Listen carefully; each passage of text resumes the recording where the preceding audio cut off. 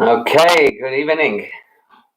After a bit of a break from Pesach, we are ready to resume, please God, on a regular basis, the learning, the weekly Sikha learning.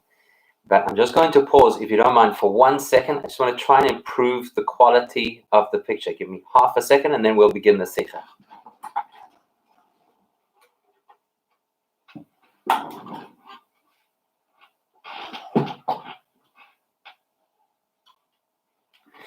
Right, okay, I hope that helps us just a little bit. So the Sikha that we're doing this evening is from Chelek Yud Beis, the 12th volume of the Rebbe's Sikhas. It is the first Sikha on Parshas Tazria. And what we're going to do, Parshas Tazria, one of the big things that it speaks about is the laws of Tzora'as, the biblical experience. I don't like to call it illness because it's a little bit more complicated than an illness, but it's this biblical condition where a person would have a deformity on their skin, and when they had it, they would be considered to be impure for a period of time. So we'll start with a quotation from the Mishnah about a specific detail within the laws of this Tzora'as. That in turn is going to take us into a conversation in a tractate, Bava Metzia, in a little piece of Gemara, which will record a debate, and based on that debate, we'll get to the core issue that we want to discuss this evening, is the rabbis versus God. And it's an incredible statement that the Talmud makes in telling us this particular story, but the Rebbe will teach us an even more incredible insight into the value and the power of being human based on this particular story. When you first start the journey, it's going to be very surprising that out of such a specific and, dare I say, obscure concept within Judaism, we should derive such a profound and far-reaching principle of Jewish thought. So if you do happen to have the Sikha in front of you, it is on page 64 in Chelek Yud Beis. Tanan b'Masechta Negoim. The Rebbe starts by quoting a Mishnah from the tractate Negoim, which is the section that deals specifically with this skin condition, this biblical disease called Tzora'as. So there it tells us as follows: Im b'aheres kodma l'ser lovon tomei. So the Torah tells us that there's something called a baheres, which is a very bright white kind of spot or rash on a person's skin. And if it is accompanied by a white hair somewhere within the baheres, within the spot, that would be considered impure. That would be considered tamei. So the Mishnah tells us if the baheres, if the white spot comes first and then the white hair follows, the condition renders the person tamei, impure. If it's the reverse, if the white hair came first and it was followed afterwards by the white patch, then it is considered to be pure. Okay, so that's very straightforward. Then the Mishnah says, Ve'im safek, but if we're not sure, in other words, here the person presents himself to the Kohen, and the Kohen is the one in charge of assessing the status of this person based on the skin disease that he has. So if the person presents himself to the Kohen, and we're not sure, he cannot tell us, did the rash come first or did the white hair come first? Ve'im safek, says the Mishnah, tamei. If it is uncertain, it will be a little bit more strict, and we'll say that the person is considered to be impure. The Rabbi Yehoshua Keah.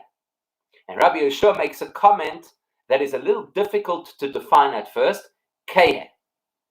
So the Gemara wants to know, what does that word Keah mean? On the Foresh Big Gemara. So the Gemara comments and explains this. My Keah, what does Keah mean? It means unsure.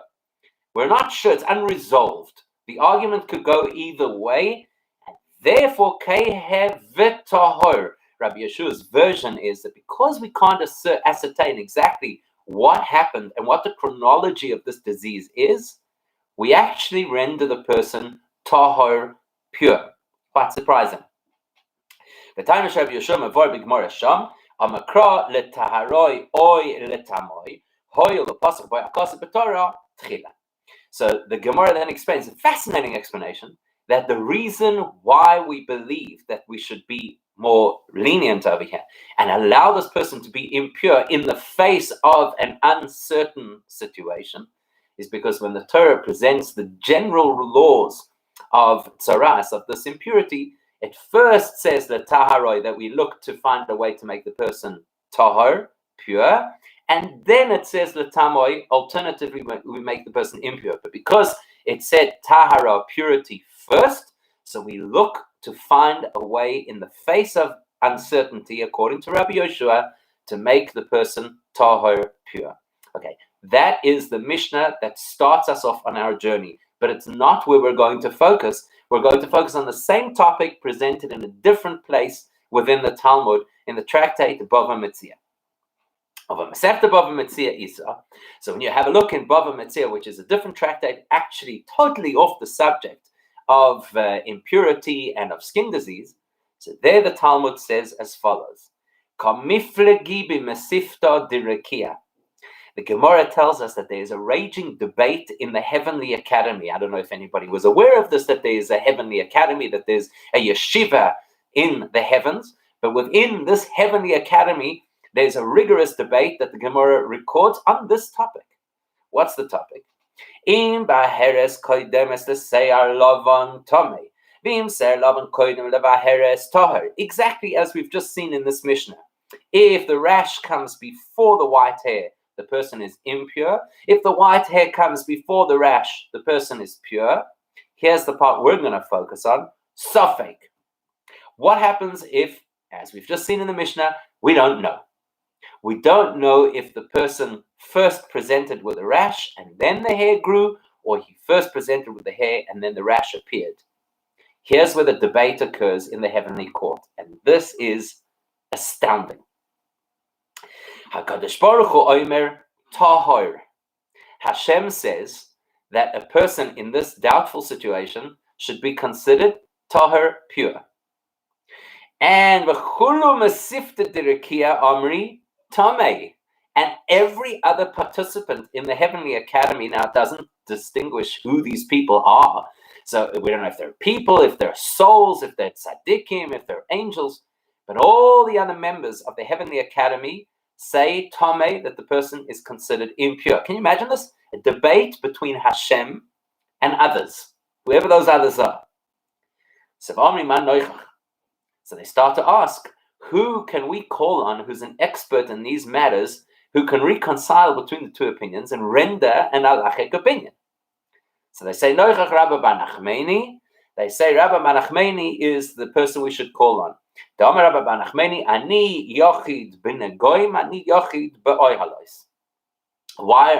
Nachmani? Because he had at some point said about himself, I am unique in understanding the laws of impurity, whether it be the impurity of rashes, the tzaras impurity, or whether it be the impurity of being under the same shelter as an impure person, for example, a corpse. So he says, I'm Yochid, I am unique in these laws. So therefore, he's got the credentials, he's got the credibility. Let's call Rabbi Bar Nachmani, see what he has to say. So, Shadru Shlicha Basrei Chulei, Omar Tahor Tahor. So they dispatched an emissary to interview Rabbi Bar Nachmani, who at that point was still living. And he says, Tahor Tahor, the person is pure, pure. So there's a three-way set of opinions here. Hashem says the person is pure. We've got a doubt, we don't know. Hashem says pure. The Heavenly Academy says impure. They dispatch somebody to Rabbi Bar Nachmani, the leading authority on these matters here on earth, and Rabbi Bar Nachmani says, Tahor, Tahor, absolutely pure. Now, if we don't get to the bottom of this story, we have a major question to worry about. What kind of debate is this? Who has the gall to confront and disagree with Hashem? And then you leave it up to a rabbi to work out how to reconcile the opinions. It's incredibly, incredibly interesting. But so the Rebbe asks that this seems to be a very serious issue. How is it thinkable that the heavenly court should consider debating and arguing against Hashem? And what is the logic to say that a rabbi, a human rabbi, Rabbi Bar Nachmani, should be the one to decide how to determine the law? So those are our two major questions. How can anybody, so what if they're the Heavenly Academy? How can anybody argue against Hashem? And what is it that Rabbi Banachmeni had that was so compelling and that was so brilliant that could resolve the issue? In order to understand this, classic Jewish thought, and specifically in Hasidus, you don't just answer a question. Let's first understand the principle that we will require as a foundation to answer the question. So here we're talking about opinion A that conflicts with opinion B, and then we bring opinion C to reconcile. So you're talking about a reconciliation, what we call hachra'ah. How do you reconcile between warring parties? Let's understand how that principle works, and then based on that, we can extrapolate and understand the story. So we understand that whenever you need to reconcile between two opinions that are at loggerheads, reminds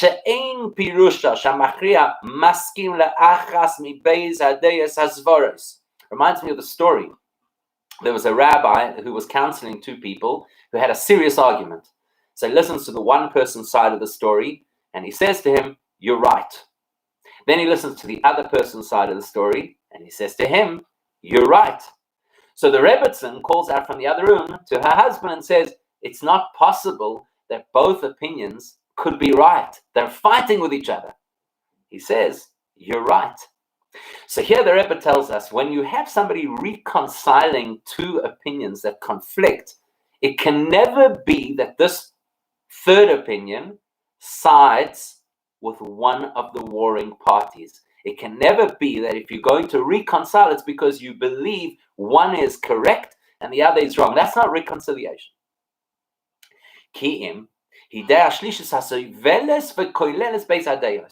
A real reconciliation requires somebody who can see things from a vantage point that can accommodate both opinions, even though obviously you ultimately have to choose one in practice, but it's not because you side with one over the other.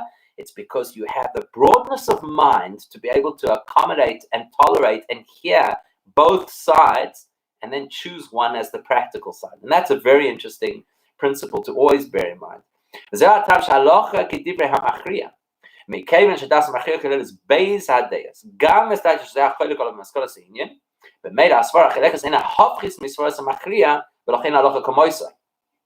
that's why we will rule in practice according to this third opinion.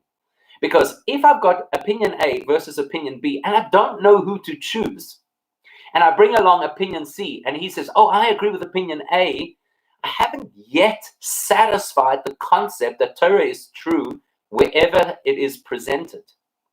So the machriya, the person who's going to settle the issue, has to be able to see the truth in opinion A and the truth in opinion B, and because what he will then share as the practical application will not conflict with either side, but rather will recognize both sides' validity, that's why we can follow his view halachically. That means that even if he says the same words as one of the two opinions, it must be clear to us that he's not thinking the same thoughts as that particular opinion. And we need to explain and understand how that works. So V'dugnama, as an example, so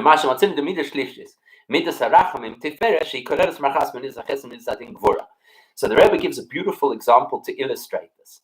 He says, we know that in Hasidic talk, we always use the expression that the human being is a reflection of Hashem, and that there's a particular structure that Hashem uses in order to create, which is called the 10 Sephiros. It's a dynamic structure, it's an interlinked structure, it's a hierarchy structure, and that's reflected inside of us. So for now, we'll just talk about ourselves.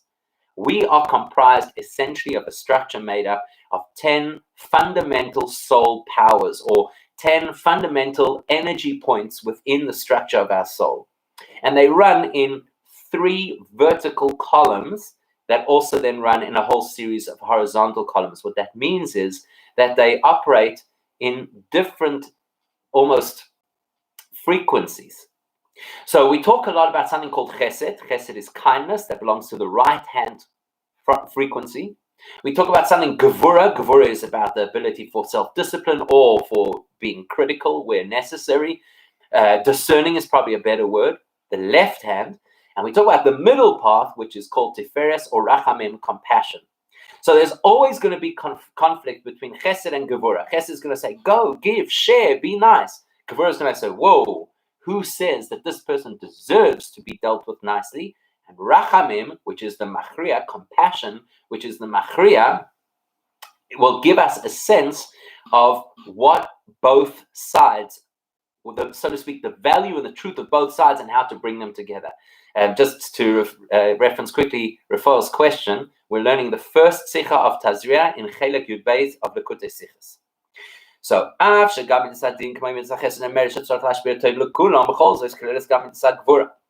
so what happens is this, that Chesed says, give, give, give.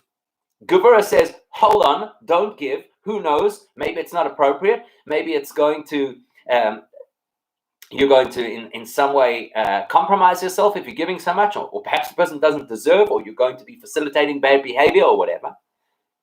Comes along Rachamim, compassion, and says, no, give, give. Now that sounds like Chesed, right? It sounds like Chesed. So you think, oh, Rachamim, you're siding with Chesed. You have taken a side in this argument. No, we're going to see in a second, Rachamim might say the same words, but doesn't think the same thoughts. Why? So listen to this.